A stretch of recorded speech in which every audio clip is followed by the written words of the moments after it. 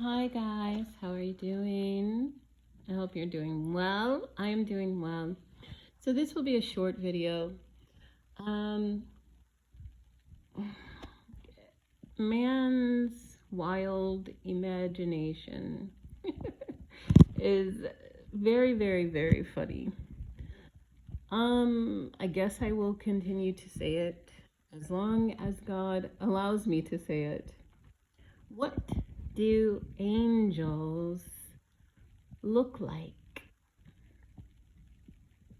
Well, angels look like man. I was having a conversation with God and I was asking him, why do people think that angels have wings? And he said, it's because they focus on visions or dreams.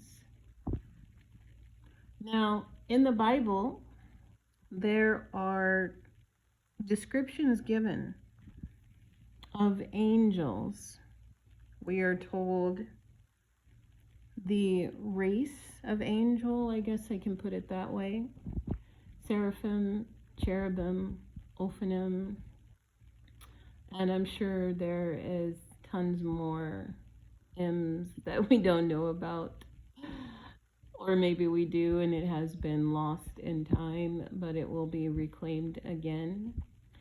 But over and over and over and over in Scripture, when man is awake and not having a vision, when an angel appears to that man or woman, it looks like a man or a woman. Okay? That is how come you can entertain angels unaware. If they had wings and were walking around, looking so different than man, everybody would be able to point at them and say, that is an angel. And most of the time, angels, they can reveal themselves, or the Spirit of God will reveal it to the person who has had an encounter with them. Now, there are other parts of the Bible where people had visions or dreams of angels, and in that state, they had wings, they had different types of form, and they were able to do different types of things. However, even thinking about Ezekiel's vision, or maybe, wait a second. Yeah, Ezekiel had a vision, and then also Elijah had a vision. And I think it was Elijah I'm thinking about. The craft that he saw with the eyes all over, and the spirit was inside of it, and they all moved together, right?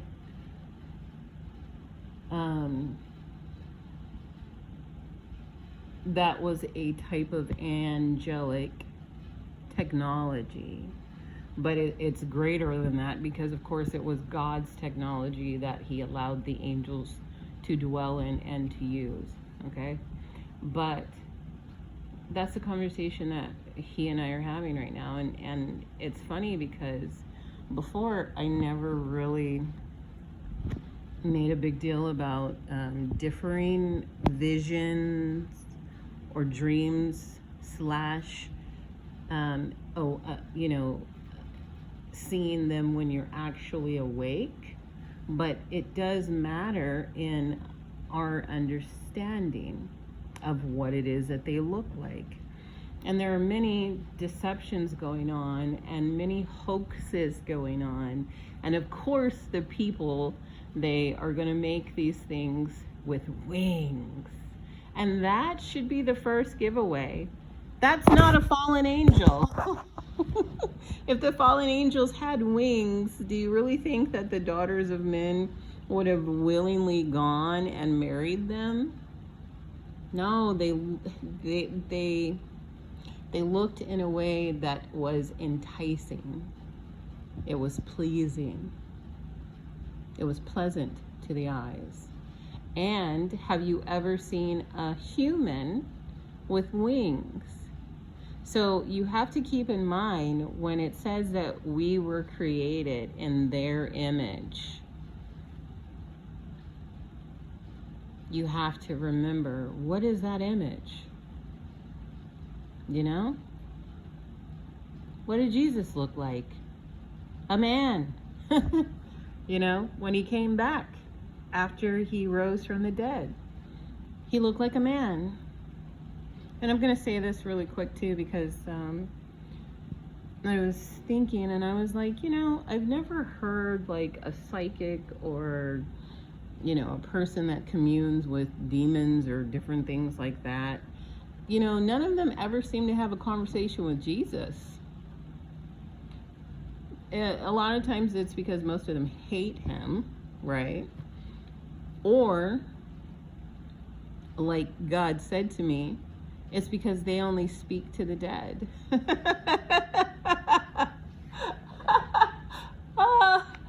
Oh, that makes me laugh like deeply, because I have conversations with the living. You know, I speak to Jesus, I talk to God, I talk to angels, you know, that are alive.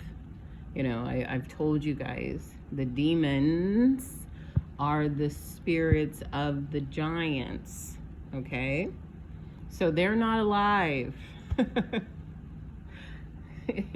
You know, they're waiting to be, well, they're not even going to be judged because they were never supposed to be a part of the plan. So they're just, you know, stuck, you know, earthbound, and they can't go anywhere, you know. And then their fathers, it tells you that they were chained in 2 deserts. Okay, one is the Euphrates. Well, one is in the Euphrates River. Sorry, not, maybe that was a good slip though. I might need to look that up. I don't know. And the other one, I think it was the desert of Dudale, something like that, you know. But they are chained. The only way that the ones in the Euphrates River is going to be found is because they are going to be loosed. They're going to be released.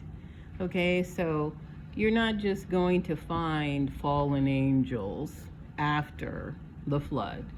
It's not that easy. Okay, and you could speak to their offspring, but they're dead. So you might be speaking to demons, but they're dead. And again, you know, like the angel said to the woman, why are you looking for the living amongst the dead? You know? Anyways, that's all I wanted to say really quickly was, you know, be careful.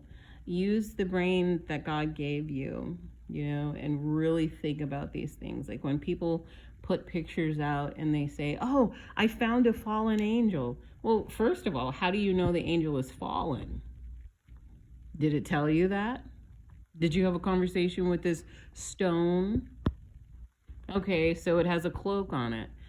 You know, I'm getting real tired of people making created beings that are a little higher than man. They always want to make them look like they're, you know, they came straight out of the medieval times. That's not what they look like. That's not how they operate. And trust me, if you ever are lucky enough to encounter one, hopefully not a fallen one, but a holy one, you yourself will know, oh, And then if you don't know, guess what? You entertained an angel unaware. You know? You just got to use your brain, people, and stop falling for the okey doke. You know, my people die from a lack of knowledge. You know, it's not just any type of knowledge, you know, oh, well, you know, they said angels have wings. So, yeah, you know, if they put a statue out there and they put a cloak over it and they throw some mud on it, yeah, that's a fallen angel. No, no. It says that they were chained in darkness and they're still living. Okay? So if you ever happen to dig deep enough and come across a fallen angel, it's going to be chained, it's going to be in darkness, and it's going to be alive. Okay? And it's going to look better than you.